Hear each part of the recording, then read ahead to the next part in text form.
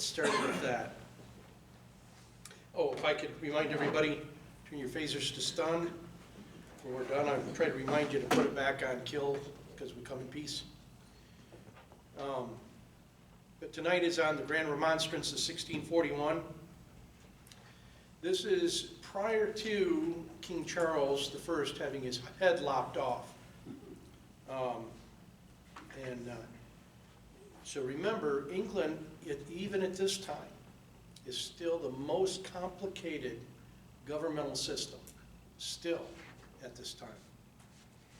And in many of the other monarchies, the king made all the rules and it was good to be king. The king made the rules and everyone else was under the rule, but the king was not under his own rule. The king could change at his own pleasure and do anything he wanted to.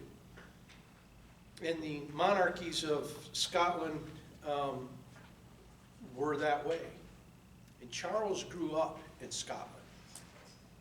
So when Charles came to take the throne, he had this idea there was a different culture than what the English had. The English had this culture that they had some autonomy in their governance, whereas where Charles came from, the people had no autonomy in their governance. The king was the ruler. The king had divine right to rule, and that's just all there was to it. But remember, it was the Anglo-Saxons that brought this from 1040 all the way up through to this place. Their culture was that the people had a divine right to liberty, and that trumped the king's divine right to rule.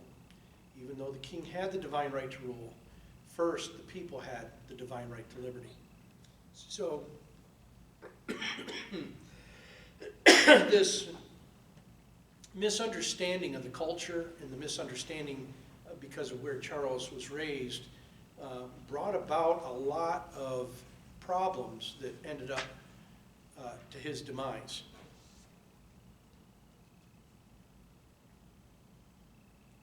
Of course, you're not going to work for me now, are you?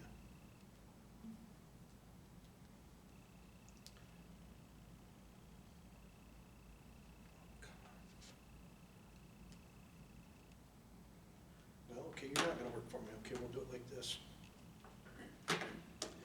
Okay, in November of 1641, the House of Commons passed the Grand Remonstrance, a long list of grievances against the actions by Charles's ministers committed since the beginning of his reign. Now, do we have something in our history?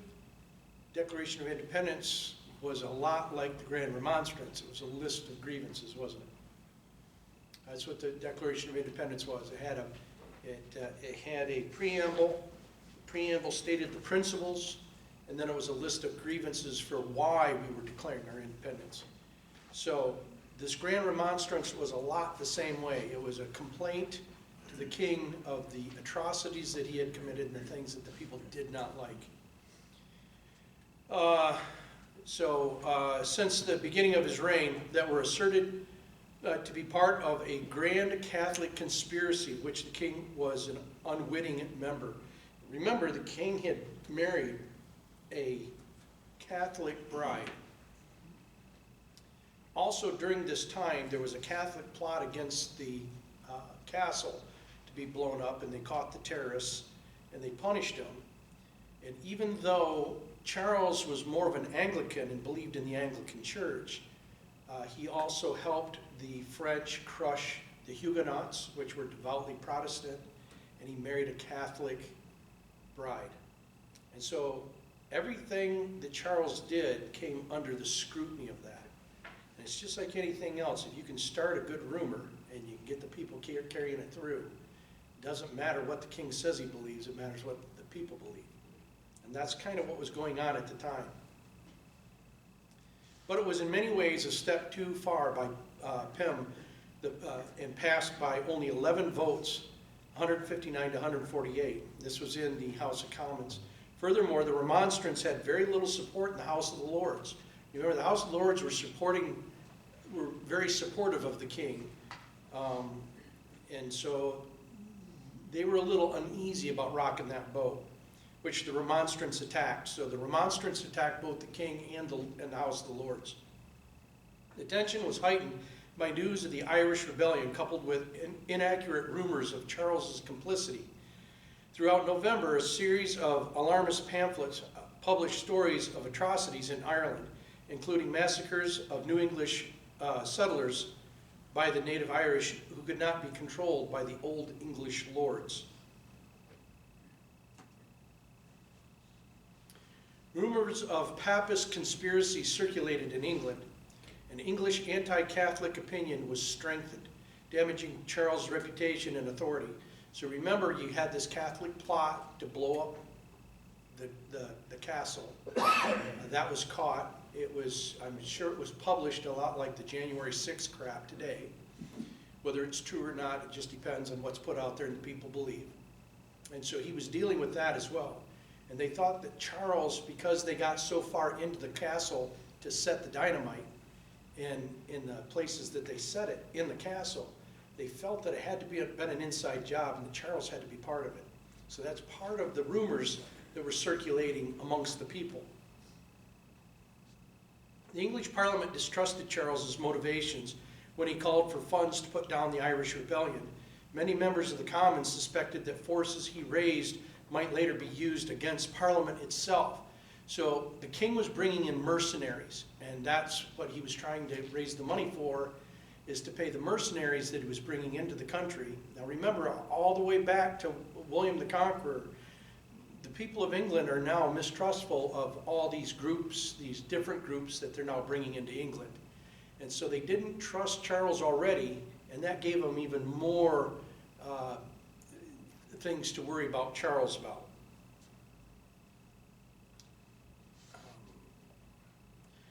The English Parliament distrusted Charles's motivations when he called for funds to put down the Irish Rebellion. Many members of the Commons suspected that the forces he raised might be used against Parliament itself. Pym's militia bill was intended to wrest control of the army from the king, but it did not have the support of the Lords, let alone Charles. Instead, the Commons passed the bill as an ordinance, which they claimed did not require royal assent. The militia ordinance appears to have prompted more members of the Lords to support the king. So what happened was Parliament said, all right, Charles is bringing in all these mercenaries and paying it. And so we need to have a militia that can keep that mercenary group in check. Because remember, they'd already gone through with John having martial law, in which he would set up marshals in the different shires, and the marshals didn't pay any attention to the local authority. They thought that they were prime authority, and that's something that came about in the Magna Carta 1215, and that was also talked about in the Petition of Right. And so the Commons, the House of the Commons, were having a little bit of a split between the House of Commons and the House of the Lords. House of the Lords are all right with bringing in the mercenaries and paying them to squash the rebellion in Ireland. The Commons are thinking that the mercenaries are coming in are going to be used against them in martial law. So they decided that they needed to come up with this militia bill. And so they did this militia bill, and they created their own army. They created their own army from Parliament, a parliamentary army. And in the end, that's how Charles lost his head. Because after the fighting, they tried to control that army, that militia. That militia went rogue, and it no longer could be controlled by Parliament. And so they were the ones that actually went and collected Charles up before he could flee, tried him, convicted him, and cut his head off. The House of the Lords were not real pleased with that. But after that, they happened to get him under control, and history bears out what happened after that. But this is the time. This is what's going on. So it's not a time of rest. It's not a time of peace. It's not a time of prosperity. It's a time of upheaval and unruliness. The militia ordinance appears to have prompted more members of the Lords to support the king. In an attempt to strengthen his position, Charles generated great apathy in London, which was already fast falling into lawlessness, when he placed the Tower of London under the command of Colonel Thomas Lunsford, an infamous, albeit efficient, career officer, a very ruthless torturer. When rumors reached Charles that Parliament intended to impeach his wife for supposedly conspiring with the Irish rebels, he decided to take drastic action. On the 3rd of January 1642, Charles directed Parliament to give up 5 members of the Commons. He was going to arrest part of the legislature, and it was the rebel rousers, the ones that spoke out, like the 20 in the Freedom Caucus just recently, right? Nothing different back then than there is today. The human condition is the same. Charles directed Parliament to give up 5 members of the Commons on the grounds of high treason. When Parliament refused, Charles entered the House of Commons with an armed guard on 4 January. Having displaced the Speaker, William Lenthal, from his chair, the king asked him where the members of Parliament had fled. Lenthal, on his knees, famously replied, "May it please your majesty, I have neither eyes to see nor tongue to speak in this place, but as the House is pleased to direct me, whose servant I am here." Charles abjectly declared, "All my birds have flown," and was forced to retire empty-handed. What do you think? How do you think things would be within our separate branches of government if one branch went into Congress and tried to arrest and some of the people? You'd think there'd be a good relationship there in that town, and there wasn't in London. Things were starting to get dangerous. So that brings us to the Grand Remonstrance, and this is a list of, or a series of grievances that the House of Commons had against Charles I.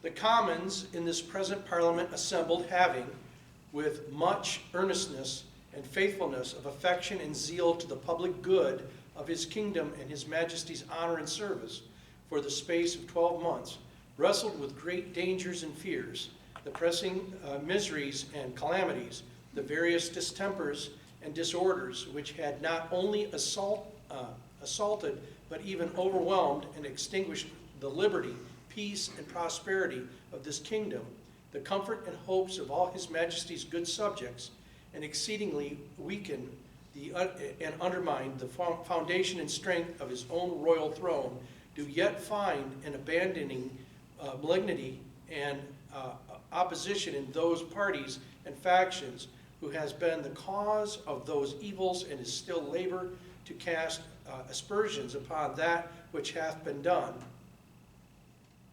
and to raise many difficulties for the hindrance of that which remains yet undone, and to foment jealousies between the king and Parliament, that so they may deprive him and his people of the fruit of his own gracious intentions and their humble desires of procuring the public peace, safety, and happiness of this realm. What does that part sound like? Peace, safety, and happiness of this realm. See, our founding fathers got those ideas from these documents. So you think the preamble of that sounds like a good thing? I know the Old English is hard to follow, but it's a polite way to repudiate the king and what he's been doing.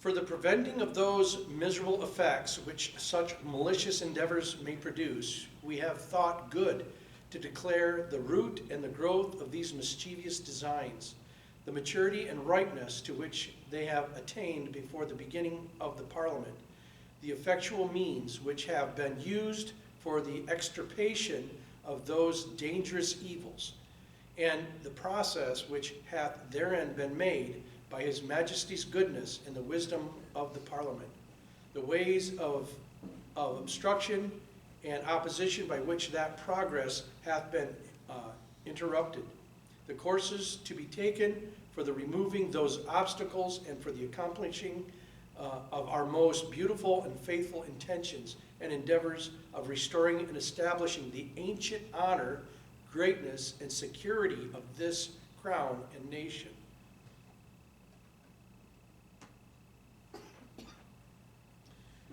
The root of all this mischief we find to be a malignant and pernicious design of subverting the fundamental laws and principles of government upon which the religion and justice of this kingdom are firmly established. The actors and promoters hereof has been. Now we want to take that short little paragraph. The root of all this mischief we find to be a malignant and pernicious design. So our founders at this time in 1641 said, wait a minute. In the 1100s Charter of Liberty, we've seen things go bad. The king signed a Charter of Liberties, agreed to follow by it, and the kings didn't follow by it. And then we got the Magna Carta 1215. So the 1100s set up a process, 1215 gave us the law. We even told the king, chapter by chapter, how to keep the principles of the Grand Remonstrance, or of the 1100s Charter of Liberty. And yet the king still became evil. And now we see Charles and what he's doing. And there is no more peace in London. There is no more prosperity. There's bad times coming. And so they see that the king having too much power, that when one group, when one branch has too much power, it's a malignant and pernicious design.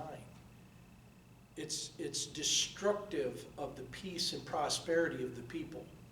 And they're starting to see this. During this time, we had these great levels of despotism, or we had these great valleys of despotism that would rise to these great highs of patriotism. And then there would be these great valleys of despotism, and then these great highs of patriotism. So they're starting to see this fluctuation. They're starting to see this cycle that's happening. And this is what they're calling out, this malignant and pernicious design to power. That power corrupts, and absolute power corrupts absolutely.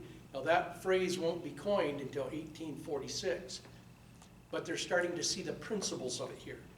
You see where that is? They're starting to see the principles of how power corrupts, and power that's unchecked by some other body becomes malignant and pernicious by design. 1. The Jesuited Papists who hate the laws as the obstacles of that change and subversion of religion which they so much long for. 2. The bishops and the corrupt part of the clergy who cherish formality and superstition as the natural effects and more probable supports of their own ecclesiastical tyranny and usurpation. 3. Such counselors and, well, let's go to 2 real quick. Everybody heard about the separation of church and state? We all hear about that, right? One day I was on Facebook and there were some people discussing why there isn't any prayer in school anymore. And a very leftist liberal got on there and said, well, you can thank the separation clause in the Constitution. I couldn't help myself. I knew I had the right to remain silent. I didn't possess the ability. So I got on there and I said, pray tell, which clause is the separation clause? Crickets. Because there is no such thing. Nowhere in the Declaration of Independence of the Constitution does it talk about a separation between church and state. This concept comes when well, first off, Madison and Jefferson worked together to crush the Central Church in Virginia because there was a Central Church. Now, Jefferson wrote to Madison at that time, and he said, if there's one church, they will surely usurp the rights of the people to be their rulers and subvert government. And he said, if there's 2 churches, they will surely slice each other's throat for the privilege. He said, so we need to have many churches. This is part of where they're starting to see this. And this is part of where those arguments that Madison and Jefferson are talking about right here. The bishops and the corrupt part of the clergy who cherish formality and superstition as the natural effects and more probable supports of their own ecclesiastical tyranny and usurpation, usurping the rights of the people through religious belief. And we saw the same thing prior to the Civil War, didn't we? You had good Christian men that when they became extremely rich by keeping slaves, because they didn't have to give up half of their product anymore, they even went to their religion and justified why a white man should own a black man. Right? We saw it. So even good Christian people can twist their beliefs in their religion to support their side. And they knew that the churches had great power in doing that. And that's what they were talking about here, because that's some of the things that were happening. When the king is in control of the church, then the king can control the people through religion. And that's why the king should always keep out of the church. That's why we have in the First Amendment to the Constitution, Congress shall make no law respecting the establishment of religion.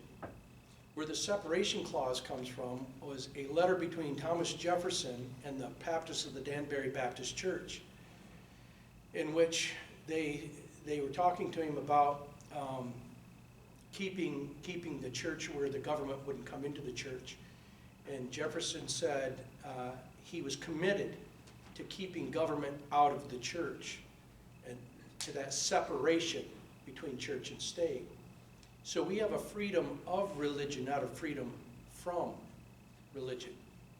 So the concept is that the state needs to stay out of the church, not that the church needs to stay out of the state, but that the state should not control the church, because if the state controls the church, the state will control the people and will usurp the rights of the people through rule of the king through the church. Does that make sense? So our founders got that from studying a lot of this history and a lot of what's going on here. 3, such counselors and courtiers ask for private ends, have engaged themselves to further the interests of some foreign princes or states, to prejudice of His Majesty and the state at home. In the beginning of His Majesty's reign, the Catholic party began to revive and flourish again, having been somewhat damped by the breach with Spain in the last year of King James, and by His Majesty's marriage with France. The Papists of England, having ever been more addicted to Spain than France, yet they still retained a purpose and resolution to weaken the Protestant parties in all parts, and even in France. What they're talking about is Charles helped crush the Huguenots in France, whereby to make way for the change of religion, which they intended at home. The effects and evidence of their recovery have been, now just a little bit of family history. My family was actually ennobled by Charles I prior to him losing his head. My family were Huguenots. So this is some of the great controversy that was going on. Even though Charles helped crush the Huguenots in France, which was part of my family, he also supported the Anglican Church, which was, in essence, a Protestant type church. It was not tied to the Catholic Church in Rome. But yet he was accused, and they were afraid that he was giving comfort and aid to the Catholics to overtake their country from within. Some real crazy stuff going on at this time. The Petition of Right, which was granted in full, Parliament blasted with an illegal declaration to make a destructive to itself, to the power of Parliament, to the liberty of the subject, and to that purpose printed with it, and petition made of no use but to show the bold and presumptuous injustice of such ministers as durst break the laws and suppress the liberties of the kingdom, after they had been so solemnly and evidently declared. After the breach of the Parliament, in the 4th year of His Majesty's injustice, oppression and violence broke in upon us without any restraint or moderation, and yet the first project was the great sums exacted through the whole kingdom for the default of knighthood, which seemed to have some color and shadow of a law. Yet, if it be rightly examined by that obsolete law which was pretended for it, it will be found to be against all the rules of justice. Now, what was the examined by that obsolete law? What was the obsolete law? The common law.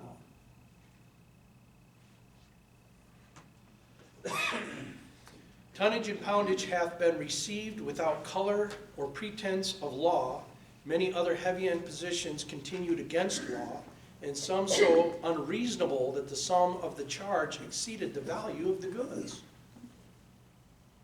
So does this sound like a king that's become money hungry and lawless? That's exactly what these grievances are about. The grievances are about, look, we've had the 1100s Charter, we had the 1100s Charter of Liberty, we had the Magna Carta 1215, we had the Petition of Right of 1628, and you as king have taken an oath to all of them, and yet you aren't following any of them. And although all this was taken upon the pretense of guarding the seas, yet a new unheard of tax of ship money was devised, and upon the same pretense, by both which there was charged upon the subject near 700,000 pounds some years. And what they're talking about here is, remember, the king wanted to keep fighting this war. Parliament wouldn't give him the money, so he disbanded Parliament. When he disbanded Parliament, he couldn't raise money, so he started the forced loan. And then there was also a ship tax, in which ships that were on the sea paid for protection by the British Navy for protection. Well, Charles misworded a lot of things and decided he would start charging even the ships that were moored in the harbor. And what they're talking about is sometimes the price that they had to pay was more than the goods that they brought in on the ship. You can't be in business and do that, right? So he's starting to destroy the economy. He's starting to destroy everything with this hell-bent for leather attitude towards this war that he wants to continue on. And the people just, their hearts aren't in it anymore. They just don't want to pay for this war anymore. And yet the merchants have been less so naked to the violence of the Turkish pirates that many great ships of value and thousands of His Majesty's subjects have been taken by them and do still remain in miserable slavery. The monopolies of soap, salt, wine, leather, sea coal, and in many of all things of most common and necessary use. The court of Star Chamber hath abandoned its extravaganza censures not only for the maintenance and improvement of monopolies and other unlawful taxes, but for divers other causes where there hath been no offense, or very small, whereby His Majesty's subjects have been oppressed by grievous fines, imprisonments, stigmatizings, mutilations, whippings, pillories, gags, confinements, banishments. So they're talking about how ruthless the Tower of London is, right? And how ruthless the punishment of law is. This is also where we get you guys tell me which amendment it is, no cruel and unusual punishment, right? Because this is part of what they're complaining about, is the cruel and unusual punishment. And why is the king doing it? For threats of violence for money. A type of domestic terrorism, in essence. So when we examine our own government in today's era against this document, do we not see a lot of commonalities? See, this is what scares me. History does repeat itself. And if you don't know the history, you don't see it coming until it's upon you. So this is why this is important. These documents are important because it does give us a window of observance into our own present history of what's going on.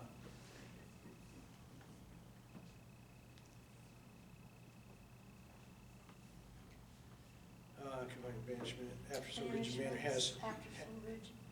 Okay, after so rigid a manner.